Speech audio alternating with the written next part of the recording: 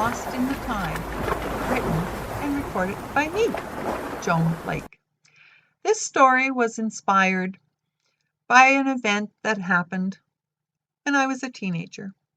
Porpoises frequently ended up on our shores, on our beaches in northern New Brunswick.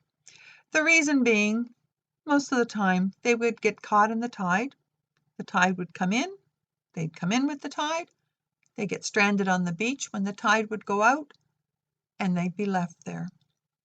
So I thought, what would it have been like to be a porpoise, stranded on a beach, away from family and away from friends? So I sat down one day and I wrote this story, putting myself in the place of a young porpoise who found himself stranded and alone on a beach. The sound of water rippling towards the shore made him open his eyes. What he saw sent panic through his still, hot body. His eyes looked heavily out over the bay as he lay on the hot, rough sand. How did he end up in this place? How did he end up away from the water? He closed his eyes and tried to think, and then his mind raced back over the events of the day. So many warnings from the elders and his friends, yet he needed adventure, which took him inwards, away from the safety of the ocean. The tides, yes, the tides were so unpredictable. They could come in and go out within minutes. Don't venture into that bay, came the warning from the elders. It's dangerous, and it's very easy to get caught in the fast-moving tide as it moves in and out. He thought he was smarter than the tide. He thought he could outswim the rise and fall of the water. But no, he got caught, and now he lay in the sun, watching the water from the shore. Lying there, he wondered what was in store for him. How could he get back to his family and friends? How could he get back to the ocean? Something was making a sound around him. Was this something a friend or an enemy? What could he do? Nothing. He lay on the sand with no way to move. He was caught. His body started to tremble, and soon he felt himself fade as a blanket of darkness covered his eyes. The noise! What was that noise? Then he recognized the sound. It was a voice, yes, a human voice, familiar to him because he often heard the same sound coming from the boats that would sail out into his ocean territory. His memory of the voice wasn't one of kindness, but of panic and horror. The voice of the human was dangerous. It hunted his family. It sent harpoons into the water, attacking his friends and taking his family away.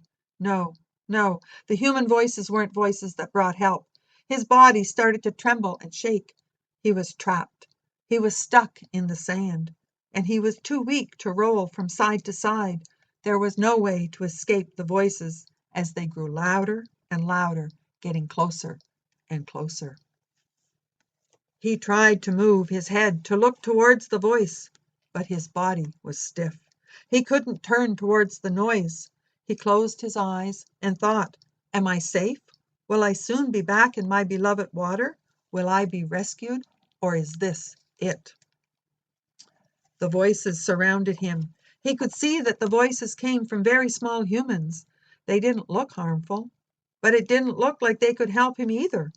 He waited and he listened, but he didn't feel that help was near. The voices continued to chatter. What would happen to him? The tide, oh, the tide! Why hadn't he listened to the warnings of the elders and his friends? Adventure was his downfall. He knew it now. His playful days, he thought, were starting to fade from his memory. His head felt heavy and his body stiff. The voices, too, were starting to fade.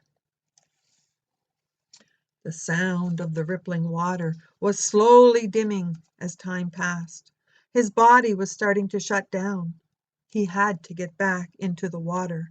He longed to feel the cool freshness of the water around his body, but it didn't come.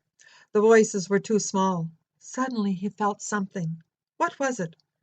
Were the voices trying to get him back into the water? He could feel the pressure of small hands as the voices tried to move him. Too heavy, oh, too heavy. The voices tried, but the voices couldn't move him. As he lay on the sand, the sun beat down on his hot skin, and he knew this was the end. He knew he hadn't followed the rules.